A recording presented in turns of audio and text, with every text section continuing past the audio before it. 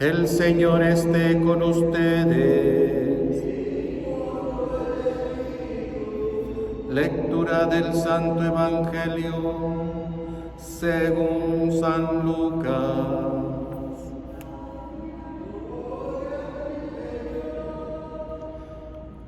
En aquel tiempo Jesús fue a Nazaret, donde se había criado. Entró en la sinagoga, como era su costumbre hacerlo los sábados, y se levantó para hacer la lectura. Se le dio el volumen del profeta Isaías, lo desenrolló y encontró el pasaje en que estaba escrito: El Espíritu del Señor está sobre mí, porque me ha ungido para llevar a los pobres la buena nueva, para anunciar la liberación a los cautivos y la curación a los ciegos, para dar libertad a los oprimidos y proclamar el año de gracia del Señor. Enrolló el volumen, lo devolvió al encargado y se sentó. Los ojos de todos los asistentes a la sinagoga estaban fijos en él. Entonces comenzó a hablar diciendo: Hoy mismo se ha cumplido este pasaje de la Escritura que ustedes acaban de oír. Todos le daban su aprobación y admiraban la sabiduría de las palabras que salían de sus labios, y se preguntaban: ¿no es este el hijo de José? Jesús les dijo: seguramente me dirán aquel refrán: médico, cúrate a ti mismo, y haz aquí en tu propia tierra todos esos prodigios que hemos oído que has hecho en Cafarnaúm. Y añadió: yo les aseguro que nadie es profeta en su tierra. Había ciertamente en Israel muchas viudas en los tiempos de Elías, cuando faltó la lluvia durante 3 años y medio y hubo un hambre terrible en todo el país.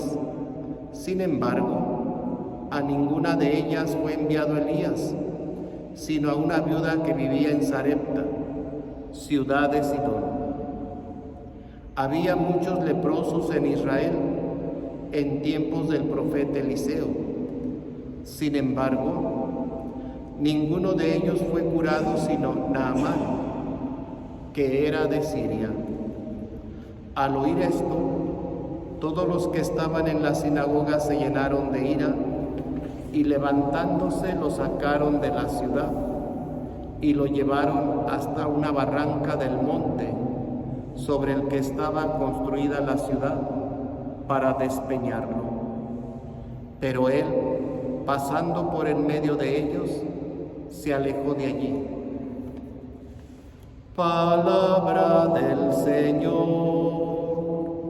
Gloria a ti, Señor Jesús.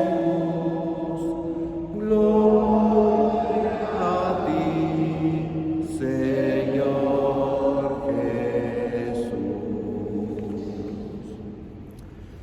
Hermanos, el pasaje del Evangelio que acabamos de escuchar nos manifiesta la plena seguridad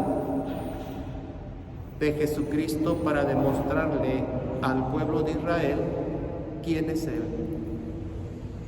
Él es en aquel en quien se cumplen las Escrituras, de las cuales durante muchos siglos el pueblo de Israel había esperado su cumplimiento, donde el pueblo esperaba un libertador venido de parte de Dios, un gran profeta, un gran hombre que los liberara de la esclavitud, porque el pueblo estaba sometido al Imperio Romano y el Imperio Romano dominaba sobre el pueblo. Entonces el pueblo no era independiente. Y eso era lo que el pueblo esperaba por muchos siglos Y hoy que Cristo se manifiesta en la sinagoga, donde dice que este pasaje se ha cumplido hoy, pues la gente, su gente, le da la aprobación. Pero cuando se preguntan entre ellos, ¿que este no es el hijo del carpintero? En parte, esa pregunta que se hacen entre ellos es como decir, pues este vive entre nosotros, es igual que nosotros. ¿Por qué se atribuye estas escrituras? Si él no es el enviado, no es el libertador. Y entonces Cristo empieza a decirles, seguramente me dirán, médico, cúrate a ti mismo.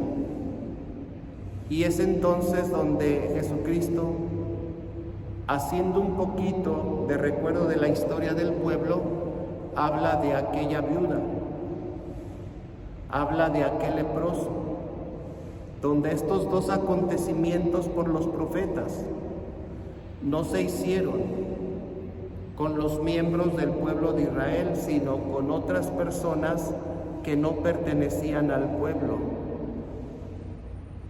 Y es así entonces como el pueblo se enfurece, porque les está recordando que Dios también puede actuar por medio de otras personas y en otras personas, que no se sientan tan elegidos de que solo Dios puede actuar en ellos.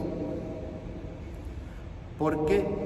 Porque de antemano ellos no aceptaban a Jesús.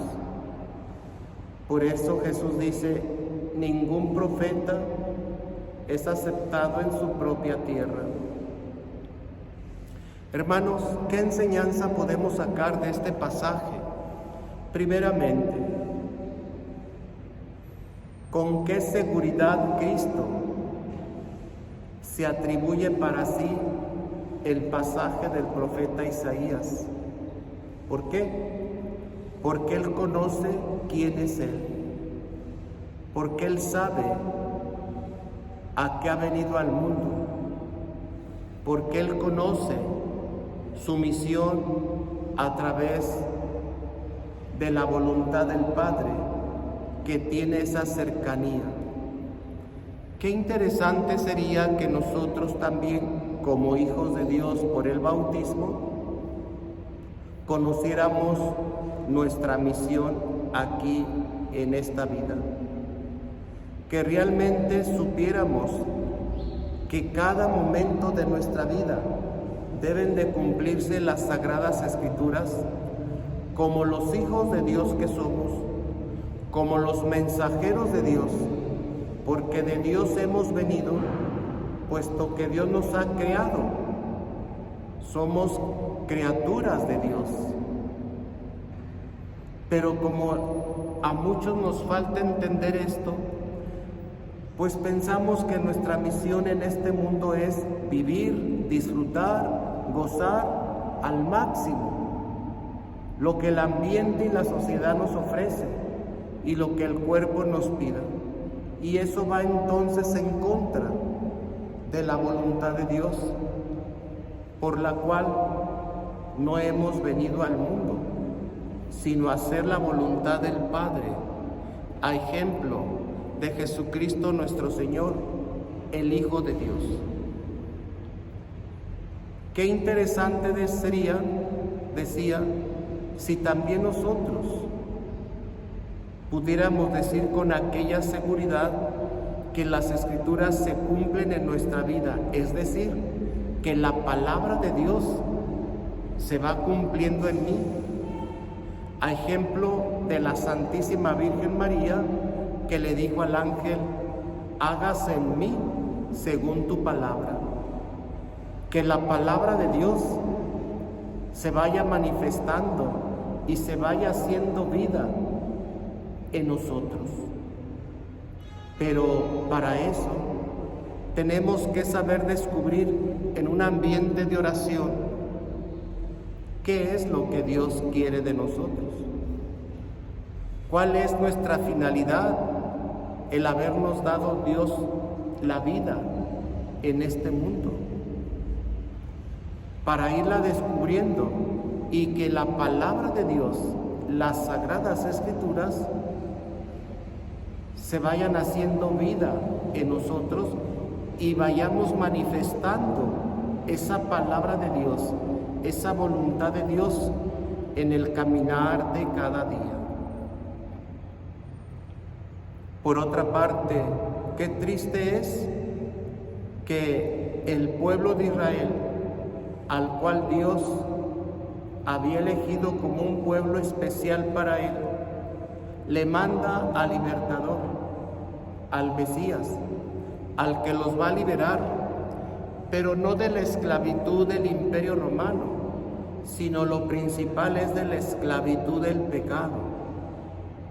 Y que el pueblo, por su incredulidad, no haya descubierto que Cristo, aquella persona, aquel hombre que era hijo de José, era el enviado de Dios, el Mesías, el Cristo, el Dios con nosotros, porque les faltó la fe para descubrir en la humanidad de Cristo también la divinidad de todo un Dios amoroso que se hacía presente por medio de la encarnación en la persona de Jesús. Y eso también a veces nos pasa a nosotros. Qué difícil es descubrir en los demás la presencia de Dios. Y es difícil por dos motivos. Primero, porque nos falta la fe de descubrir en cada hermano, en cada prójimo, la presencia de un Dios con nosotros, como criatura, como imagen y semejanza de Dios. Pero también el otro punto es que si no lo descubrimos y no descubren a ese Dios con nosotros en nuestra persona, es porque nosotros no lo manifestamos, no damos testimonio, no vivimos la palabra de Dios. Y las personas no descubren y no ven en nosotros la presencia del Dios Padre que nos ama. Porque el pecado en el que vivimos, nuestra condición humana en la cual nos inclinamos más y vivimos más sumergidos en el pecado que en la gracia, y hacemos más aprecio a lo que el cuerpo nos pide que lo que nos pueda pedir el Señor a través de la oración, eso impide que las demás personas no descubran a ese Dios con nosotros. Y el último y tercer punto, cuando Cristo les hace ver que Dios puede actuar no solo en ellos, sino también en otras personas que para el pueblo de Dios no eran dignas, y por eso se enfurecen cuando recuerdan lo que los profetas hicieron con la viuda y con Naamán, con su lepra. Pues es triste que a veces también a nosotros, al recordarnos nuestros errores, en vez de reconocerlos y en vez de enmendarnos, reaccionemos con enojo con las personas que nos hacen ver nuestros errores, nuestras flaquezas, nuestras limitaciones.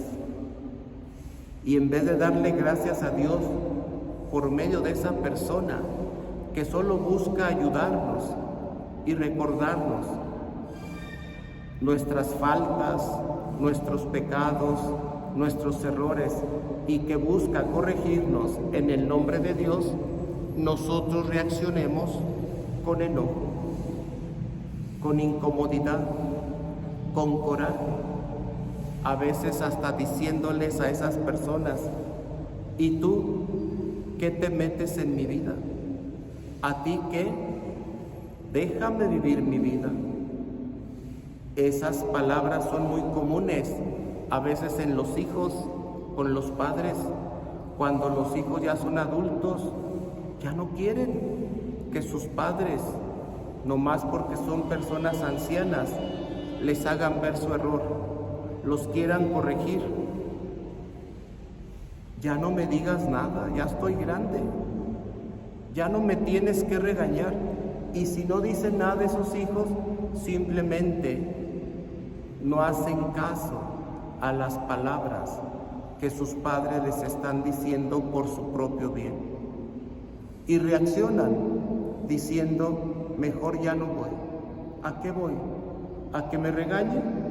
¿A que me esté diciendo qué es lo que tengo que hacer? Cuando ya soy un adulto. Así reaccionó el pueblo de Israel cuando Jesús les recuerda aquellos acontecimientos que Dios hizo con otras personas, no del pueblo de Israel, y que las hizo porque el pueblo de Israel siempre caminó con incredulidad, con infidelidad. Hermanos, que el Señor nos conceda la gracia de saber aceptar nuestros errores y quien haga ver nuestras faltas, seamos agradecidos y nos corrijamos. Que por otro lado también sepamos descubrir en las demás personas la presencia de Dios y que nosotros sepamos manifestar a ese Dios con nosotros, con nuestro testimonio, y que la palabra de Dios se vaya manifestando en nuestra vida con nuestra manera de ser, de vivir y de comportarnos con los demás. Que así sea.